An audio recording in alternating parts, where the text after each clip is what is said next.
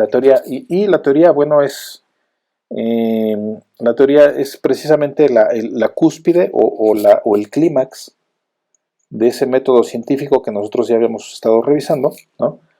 Es con qué concluye el método científico después de haber pasado por las múltiples etapas que tiene. Concluimos con una teoría o también con lo que se conoce como una ley, ¿no? Una ley a la manera de la metodología, no a la manera jurídica, ¿no? Terminamos o finaliza, culmina con una teoría o con una ley. ¿Y qué es una teoría? ¿Qué es una teoría que ya es producto del método científico? Una teoría es primero un sistema de saberes. Un sistema de saberes.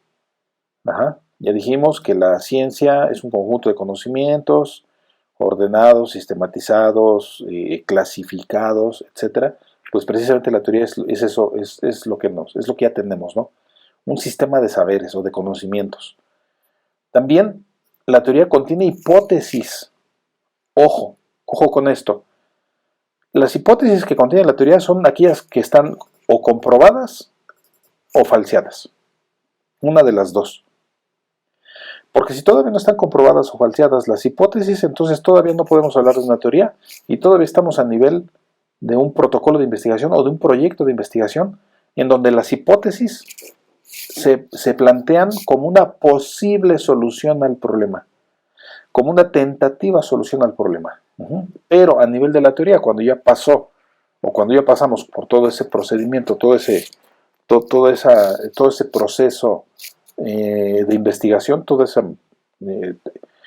metodología, ese método científico, entonces en ese momento ya la teoría debe contener la misma hipótesis con la que se inició el trabajo de investigación, pero ahora comprobada o falseada, una de las dos. Eso es lo que contiene la teoría. También la teoría contiene esas hipótesis que son comprobadas o falseadas, pero que son relativas a un campo del conocimiento. Tiene una cierta... una teoría debe estar referida a un campo del conocimiento.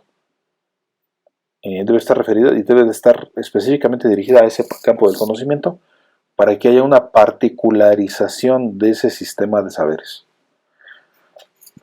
Y también esas hipótesis comprobadas, falseadas, relativas a un campo de conocimiento, ¿qué es lo que hacen? Explican fenómenos o hechos. Ya dijimos que es precisamente una de las funciones de la ciencia explicar fenómenos o hechos.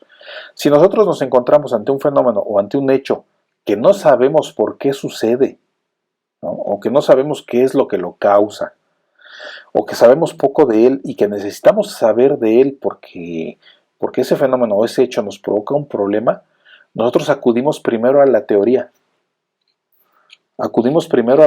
Es decir, acudimos al producto de la investigación que ya ha sido obtenido de los científicos o de los investigadores que abordaron ese fenómeno. Acudimos a ese y esa teoría que ya fue producto de ese método científico que fue realizado por esos investigadores nos debe dar una teoría, es decir, nos debe dar la explicación de por qué sucede ese hecho, por qué ocurre. Nos debe dar la explicación de esos fenómenos o de esos hechos. Entonces la teoría nos da precisamente esa explicación. Y finalmente la teoría establece reglas o leyes. Reglas o leyes, ya dijimos que también pueden, leyes a la manera no jurídica, sino desde un punto de vista metodológico, establece reglas o leyes y son derivadas también, por supuesto, de esas hipótesis comprobadas o falseadas.